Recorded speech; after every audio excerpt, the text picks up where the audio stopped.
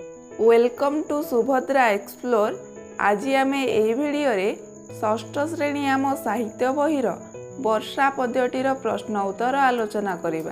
तेबे भिडियोटी को आरंभ करिबा पूर्वरु आम चैनल को नुआ करी आसीथिले सब्सक्राइब करिदेबे। ताहा सहित पाखरे थिबा बेल बटन रे क्लिक करी ऑल ऑप्शन रे क्लिक करिदेबे, जहा फल रे नुआ नुआ भिडियोर नोटिफिकेशन सर्वप्रथमे पाई परिबे। तेबे चलंतु भिडियोटी को आरंभ करिबा।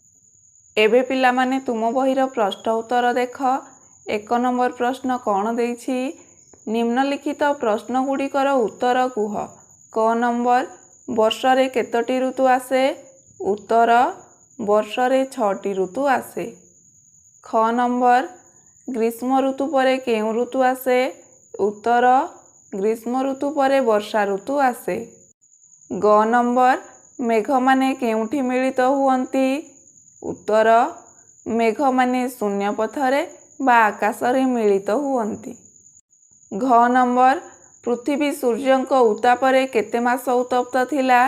उत्तर, पृथ्वी सूर्यंक उतापरे 8 मास उत्तप्त थिला। व नंबर, खद्योत केते बेले उड़ी बुले? उत्तर, खद्योत संध्या समय रे उड़ी बुले। एबे पिला माने 2 नंबर प्रश्न देख कौन देइछि? क नंबर, मेघमाल किपरि भाबरे जलवर्षा कले? उत्तर, महाशून्य रे मेघ माने बिजुली ओ घड़घड़ी शब्द सह मिलित हेले परे परे भीषण शब्द करी मेघमाल जलवर्षा कले। ख नंबर, गर्जंती आब ऋण पाणी एठारे किए गर्जिबा कथा कुहा जाइछि?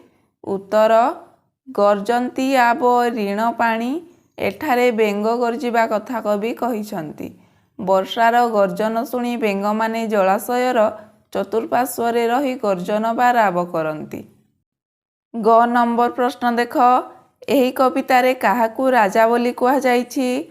उत्तर, एही कवितारे पृथ्वी को राजा बोली कुहा जाइछि। पृथ्वीर अन्य नाम हेउछि मही। घ नंबर, वर्षा ऋतु को सकल ऋतुंकर सार बोली कवि काहेकि कहिछंती? उत्तर, वर्षा ऋतुरे पृथ्वी शस्य संपदरे भरपूर होई जाए। वर्षा ऋतुर जलदान फल विभिन्न प्रकार खाद्य शस्य उत्पन्न हुए। प्राणी और उद्भिद जगतर जलकष्ट खाद्य भाव दूर हुए। तेणु कवि वर्षा ऋतु को समस्त ऋतुंक मध्यरे श्रेष्ठ बोली कहिछंती। व नंबर, मयूर काहाकू चाहि नृत्य करे?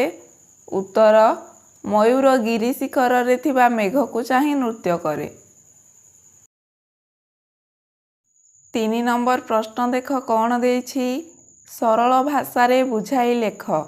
क नंबर, महीमंडल दुख चाहि जल छाड़िला तोष होई। ताहाले सरलार्थटी किपरि लेखिब? संक्षिप्त पद्यांशटी कवि जगन्नाथ दास रचित वर्षा कवितारू आसीअछि। पृथ्वीर दुख देखि मेघ किपरि जलदान करे ताहा एठारे वर्णित। प्रचंड सूर्यतापरे पृथ्वी 8 मास धरी संतापित हेउथाए। ग्रीष्म ऋतु परे वर्षा ऋतु आसे। एही ऋतु जलदान करी पृथ्वी को शस्य श्यामला करे। तेणु जीवजगत 6 ऋतु मध्यरे वर्षा ऋतु को श्रेष्ठ बोली कही थांती। शून्य आकाशव्यापी मेघ माने चारिआडे घटी जाती। सूर्यताप फल धरणी पृष्ठरू 8 मास धरी जल बाष्प होई शेष होई जाइथाए। वर्षा काल आसीबा क्षणी सूर्यताप कष्ट नष्ट हुए। मेघरे सूर्यर प्रचंडता लोप पाए। पृथ्वीर दुख देखि मेघ जलदान करे। घोर गर्जन करी मेघमाला जल वर्षी थांती। कवि मधुसूदन लेखिछंती, बांधव अटे तरुलता जीवर प्रकाशई करुणा से निरंतर। एबे ख नंबर सरलार्थटी देख कौन देइछि? अळप नदीए पूरिले लहरी मते उछुलिले। ताहाले सरलार्थटी किपरि लेखिब देख। संक्षिप्त पद्यांशटी कवि जगन्नाथ दास लिखित वर्षा कवितारू संगृहीत। एठारे कवि वर्षा कालरे क्षुद्र क्षुद्र नदीर अवस्था संपर्क रे आलोकपात करिछंती। वर्षा ऋतु आसीबा मात्रे चारिआडे ଅନବରତ ବର୍ଷା ହୋଇଥାଏ। ବର୍ଷା ଜଳ ଲାଭ କରି ପ୍ରାଣୀ ଜଗତ ଆନନ୍ଦିତ ହୋଇଥାନ୍ତି। ଜୁଳୁଜୁଳିଆ ପୋକମାନେ ସନ୍ଧ୍ୟାବେଳେ ଉଡ଼ି ବୁଲନ୍ତି। ମେଘର ଗୁରୁଗମ୍ଭୀର ଗର୍ଜନ ଶୁଣି ବେଙ୍ଗମାନେ ଜଳାଶୟର ଚତୁଃପାର୍ଶ୍ୱରେ ଥାଇ ଗର୍ଜନ କରନ୍ତି। ଛୋଟ ଛୋଟ ନଦୀ ଜଳରେ ପୂର୍ଣ୍ଣ ହୋଇ ଉଠନ୍ତି। ସେସବୁ ନଦୀରେ ହଠାତ୍ ବନ୍ୟା ଦେଖାଦିଏ। ଲହରୀ ସହିତ ଛୋଟ ଛୋଟ ନଦୀଗୁଡ଼ିକ ଉଛୁଳି ଉଠି ଦୁଇ କୂଳକୁ ଛୁଇଁଥାନ୍ତି। ଗ ନମ୍ବର ସରଳାର୍ଥଟି ଦେଖ କ'ଣ ଦେଇଛି। ଛତୁ ଯେ ଛତ୍ର ପ୍ରାୟ ହୋଇ ରାଜାର ପ୍ରାୟ ଦିଶେ ମହି। ତାହେଲେ ସରଳାର୍ଥଟି କିପରି ଲେଖିବ?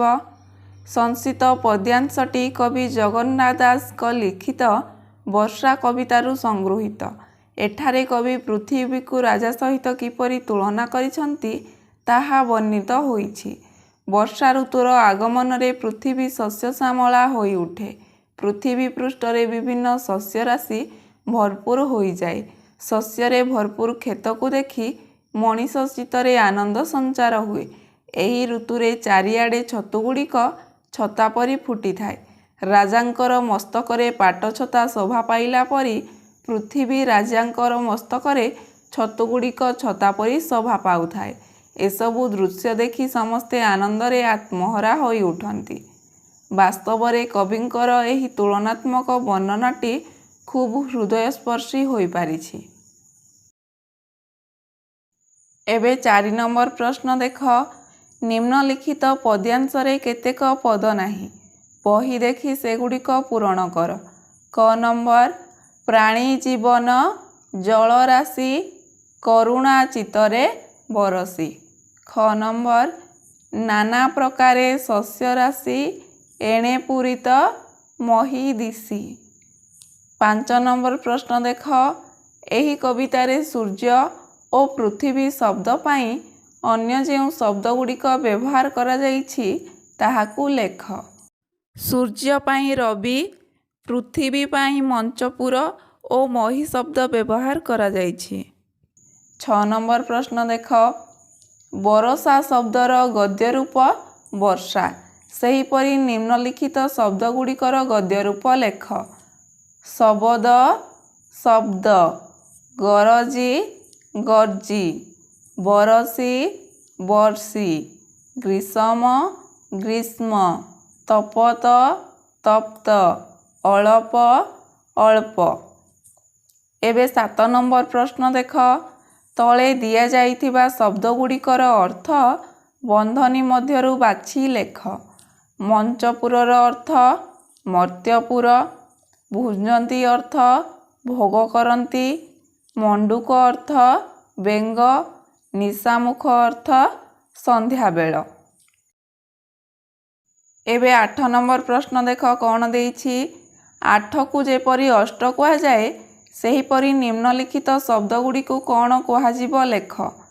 9କୁ ନବ, 7କୁ ସପ୍ତ, 6କୁ ଷଷ୍ଠ, 11କୁ ଏକାଦଶ ବୋଲି କୁହାଯିବ। 9 ନମ୍ବର ପ୍ରଶ୍ନ ଦେଖ। ପ୍ରତ୍ୟେକ ଧାଡ଼ିରେ 3ଟି ଏକ ଜାତୀୟ ଶବ୍ଦ ସହିତ ଗୋଟିଏ ଭିନ୍ନ ଜାତୀୟ ଶବ୍ଦ ମିଶି ରହିଛି। ଭିନ୍ନ ଜାତୀୟ ଶବ୍ଦଟିକୁ ଚିହ୍ନଟ କରି ଲେଖ। କ ନମ୍ବର ବର୍ଷା, ବିଜୁଳି, ଗିରିଶିଖ, ପବନ। ତ ଅଲଗା ଶବ୍ଦଟି ହେଉଛି ଗିରିଶିଖ। ଖ ନମ୍ବର ମଣ୍ଡୁକ, ମୟୂର, ଛତୁ, ଖଦ୍ୟତ। ୟା ମଧ୍ୟରୁ ଅଲଗା ଶବ୍ଦଟି ହେଉଛି ଛତୁ।